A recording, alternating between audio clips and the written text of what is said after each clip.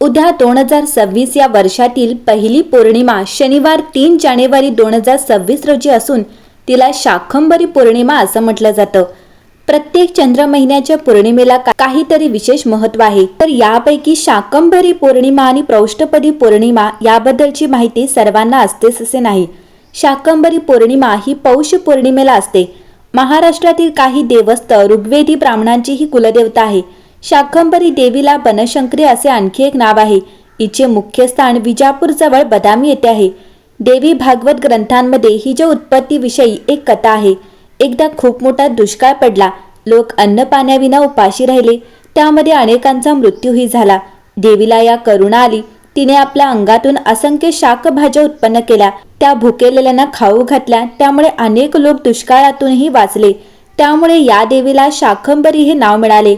दुसऱ्या एका कथेप्रमाणे हरिद्वार केदार रस्त्यावर कुमाऊ टेकडीवर देवीने 1000 वर्षे केवळ शाकभाज्या खाऊन तपश्चर्या केली, त्यामुळे ही देवी शाकंभरी देवी या नावाने विख्यात झाली। महाभारताच्या वनपर्वात आणि पद्मपुराणात असे सांगण्यात आले आहे, बनशंकरी ही शैव देवता आहे, हिचे मूळ नाव शाकंभरी आहे। बदामी येथे हिचे मंदिर आहे। ही अष्टभुजा असून तिच्या 8ही हातात आयुधे आहेत। ती सिंहावर बसली आहे। हिच्या पायाखालील 2 हत्ती आहेत। देवीच्या प्रमुख मूर्तीच्या डाव्या बाजूस बाहुल्यांप्रमाणे 4 मूर्त्या आहेत। तर शुक्रवारी या देवीची पालखी निघते। या कथांपासून आपण बोध घ्यायचा आहे, दुष्काळात धान्योत्पादन जरी कमी झाले तरी केवळ भाजीपाला खाऊन आपला जीव आपणास वाचवता येतो। भाजीपाल्यामध्ये जीवनसत्वे असतात। दुष्काळ नसतानाही नेहमी आपल्या आहारात आपण भाजीपाल्याचा समावेश करायला पाहिजे। मात्र ही पालेभाजी वापरण्यापूर्वी स्वच्छ पाण्यात धुवाव्यास हवी। आधुनिक काळात आपण आपल्या घराच्या परिसरात पालेभाज्यांची लागवड करू शकतो। आपल्या घरात जो ओला कचरा निर्माण होतो त्याचे खत करून पालेभाजी उत्पादनासाठी आपण वापरू शकतो। त्यासाठी फक्त जरुरी असते ती म्हणजे पालेभाजी उत्पादनाच्या ज्ञानाची आणि मेहनतीची। पौष शुक्ल सप्तमी पासून पौष पौर्णिमेपर्यंत शाकंभरी नवरात्री साजरी केली जाते।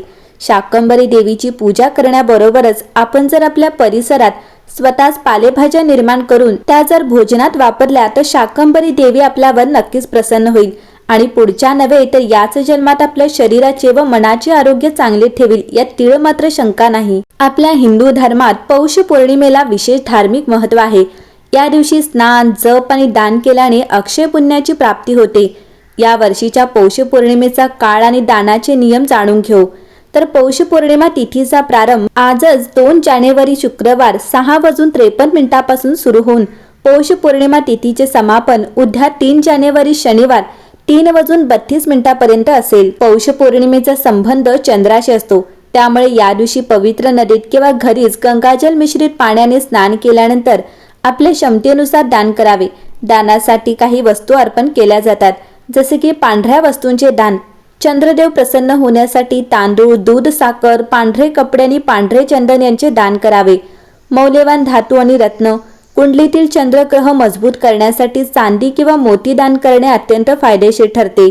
गरजेच्या वस्तूंचे दान, थंडीचा महिना असल्याने गरजू लोकांना गरम कपडे, ब्लँकेट, अन्न आणि फळांचे दान करावे। मंडळी, ही पौष महिन्यातील शुक्ल पक्षाच्या अष्टमीपासून सुरू होणारा हा उत्सव पौर्णिमेपर्यंत चालतो। हे नवरात्र निसर्ग, वनसंपदा आणि अन्नाचे रक्षण करणाऱ्या माता शाकंभरीला समर्पित आहे। मंडळी, देवी शाकंभरी ही निसर्ग मातेच्या विपुलतेचे प्रतीक म्हणून पूजनीय आहे। तिला भाज्या आणि फळांनी सजवलेले चित्रण केले आहे, जे प्रजनन क्षमता आणि समृद्धीचे प्रतीक आहे। केवळ शेतीच्या समृद्धीसाठीच नव्हे तर एकूण कल्याण आणि पोषणासाठी देखील तिचे आशीर्वाद मागितले जातात। या 9 दिवसात भाविक कठोर उपवास पाळतात, फक्त फळे, दूध आणि काजू यासारखे विशिष्ट पदार्थ खातात। देवी शाकंभरीला समर्पित मंदिरामध्ये तिच्या सन्मानार्थ विस्तृत समारंभ आणि विशेष पूजा केल्या जातात। लोक प्रार्थना करण्यासाठी आणि सांस्कृतिक कार्यक्रमांमध्ये सहभागी होण्यासाठी एकत्र येत असल्याने हा उत्सव समुदायाची भावना निर्माण करतो। शाकंभरी नवरात्र कृषी परंपरा आणि अध्यात्माचे एकत्रीकरण दर्शवते।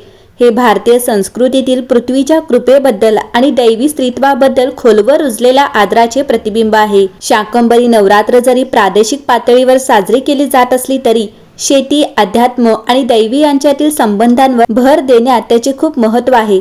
निसर्गाच्या देणग्यांचे महत्त्व आणि देवीच्या संगोपनाच्या पैलूची आठवण करून देणारा हा सण आहे। हा सण कृतज्ञता, उत्सव आणि जीवनाच्या चक्रीय लयीचे सार उलगडतो।